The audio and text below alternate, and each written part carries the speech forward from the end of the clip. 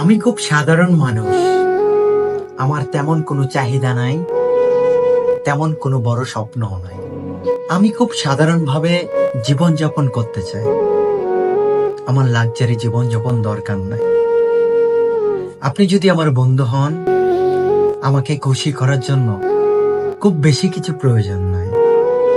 আমার খারাপ সময় আমার কাঁধে হাত রেখে বলেন, টেনশন নেওয়ার দরকার নাই, আমি খুশি হয়ে যাব।